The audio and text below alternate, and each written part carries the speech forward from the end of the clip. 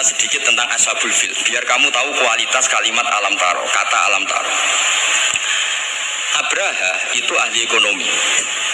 Ketika ada kafilah besar-besaran datang ke haji, ditanya itu mau kemana? Mereka haji ke Ka'bah. Dia pikirannya berarti Ka'bah itu aset ekonomi karena bisa mendatangkan wisatawan. Lalu kita anggap Ka'bah itu aset ya rontok-rontok. Akhirnya dia gawe saingan Ka'bah. Ini kules tentang sonal. Singkat cerita Ka'bah tandingan ini digawe min zahabin wa fiddatin wa rukhamin, pokoknya dari batu-batu mulia. Karena untuk menandingi Ka'bah sing mau watu ireng kotak. Sono wong kules gak dirimo diisingi. Jadi kadang mau ngawur ya penting. Diisingi mergo betuwa sing suci disaingi Ka'bah bal-bal. Jadi sekunane kuno wong apik dibajak, barang apik napa?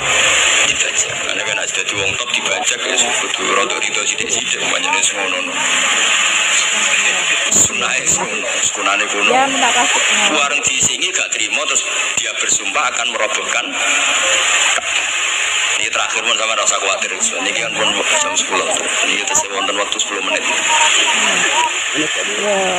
Setelah itu terus minta fil terbesar dikirimi sama Raja Najasyi. Dikirimi gajah walhasil masuk. Ketika mau masuk di Muhassir, ada yang baca Muhassir. Itu Abra ini itu? Fil ini gak mau masuk. Ketika diarahkan ke Ka'bah itu barokah itu jerum. Kalau dialihkan dari Ka'bah dia lari. Singkat cerita dia mengumumkan bahwa dia datang tidak untuk perang tapi untuk apa? Merobohkan apa? Ka'bah. Tapi mulai dulu di mana-mana invasi itu pasti harus dapat uang, dapat jarahan. Nah, yang dijarah itu diantaranya ontanya Abdul Muttalib. Ruwono, engko terus ketok kualitas alam taro dibanding alfilu malfil wa ma'adroka malfil. Ketika sudah dijarah terus si Abraham orangnya baik, sosialnya baik, tapi kafir, tapi sosialnya bagus. Dia tanya, man sayyidu hadzal wadi, orang tertua di sini siapa? Abdul Muttalib. Sayyiduna Abdul Muttalib. Makanya lagi-lagi Nabi itu harus turunannya orang-orang baik. Muhammad bin Abdullah bin Muttalib itu selain orang baik itu sudah orang tokoh. Nah, ontanya Abdul Muttalib jumlahnya 100 itu diantara yang disita, yang dijadikan ghanimah oleh Abrah selain onta-onta yang lain. Setelah Abdul Muttalib datang di perkemahan siapa? Abraham. Itu wibawanya Abdul Muttalib itu menjadikan Abraham gak berani karena Abdul Muttalib membawa Nur Muhammad Sallallahu Alaihi. Itu Abraham bilang gini, spontan melihat ketika melihat wajahnya Abdul Muttalib, buan dengan Abdul Muttalib dan wibawa. Lantas itu adalah wadi, anak Abdul Muttalib itu adalah wadi. Ketua di sini dibain. Saya sebenarnya ingin kau duduk samping saya, tapi umat saya pasti tidak terima karena ini kursi kerajaan yang boleh duduk hanya saya. Tapi saya nggak berani duduk di atas kamu. Saking wibanya Sayyid Abdul Muttalib. Akhirnya sama-sama duduk di bawah. Sudah hormat sedemikian rupa Abraham sama Abdul Muttalib, saking wibawanya Abdul Muttalib. Makanya syaratnya kiai kudu ono wibawaan eleven di nusawangane. Karena saulqi fi qulubil ladzina kafarur. Makanya Nabi ngendikan nusirtu birru'bi masirata syahrin. Saya itu punya wibawa yang radiusnya itu perjalanan 1 bulan. Ya udah boleh kiai kok ndak wibawa. Para wibawa ya jaga image lah setidaknya supaya kelihatan wibawa. Abraham begitu kaget ketika ditanya Abdul Muttalib, apa hubungan kamu dengan Ka'bah, dengan Baitullah? Kata Abdul Muttalib lucu jawabannya, nggak ada hubungan apa-apa, sementing otakku kembalikan. Kagetnya minta ampun Abraham. Loh, kamu itu Sayyidu Hadzal Wadi, semua orang tuh khawatir Ka'bah saya robohkan karena itu adalah dinhum, itu agama mereka. Kamu yang ketuanya malah tidak peduli, tapi hanya peduli dengan unta. Mulai kecewa, saya kecewa hormat kamu. Ternyata kamu orang yang sangat materialistik. Tapi apa kata Abdul Muttalib? Yo karena li'ani robbun. Saya ini yang punya robbun, maknanya saya ini yang punya unta itu. Ini robbun, saya yang punya unta itu. Wali anna lihadal baiti robban hamahu. Baitullah itu ada yang punya, itu udah urusan saya. Dia punya Robban hamahu, punya yang punya dan akan melindungi yang punya. Itu tidak kewajiban saya, kewajibannya yang punya. Menjadi betu orang betu Abdul Muttalib. Akhirnya Abraham ini ngawur tapi kok pinter kira-kira gitu. Sudah silakan kalau mau merusak silakan, kamu akan berurusan dengan yang punya. Wes, oke dari Abraham, banyak aku pengen rusak Ka'bah. Untuk dibalik no, wes untuk tak balik no. Saya kau pengen rusak Ka'bah. Ya monggo, tapi kamu berurusan sama yang punya. Ini masih maulid karena ini mbahnya Rasulullah Shallallahu Alaihi Wasallam kesana.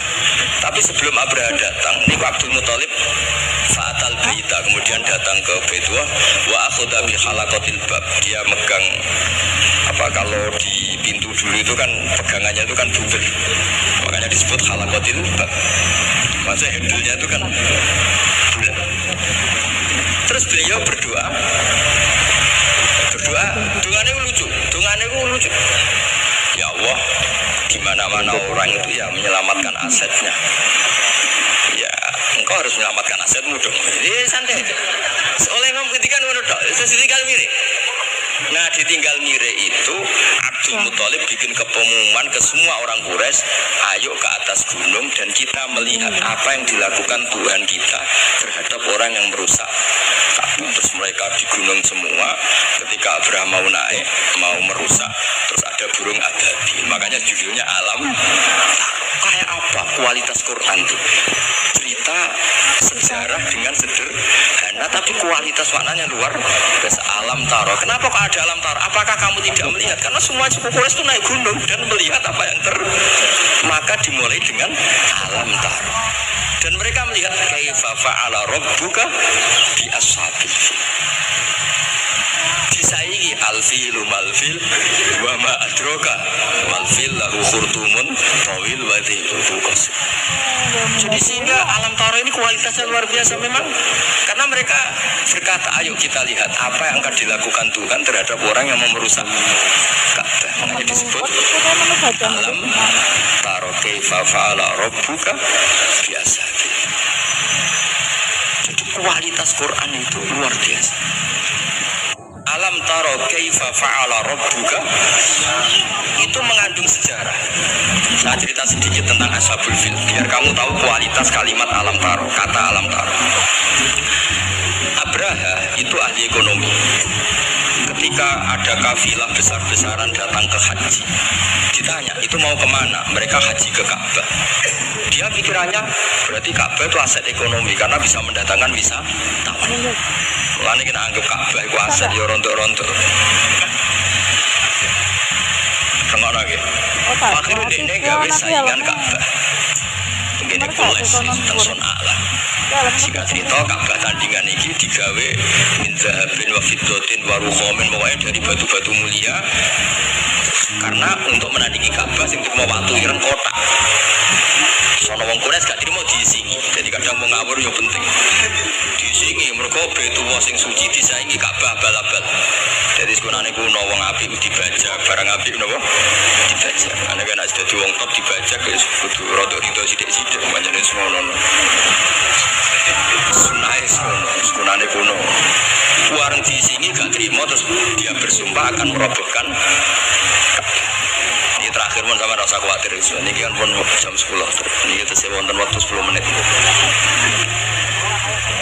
Setelah itu terus minta fil terbesar dikirimi sama Raja Najasyi. Dikirimi gajah, walhasil masuk. Ketika mau masuk di Muhassir, ada yang baca Muhassar.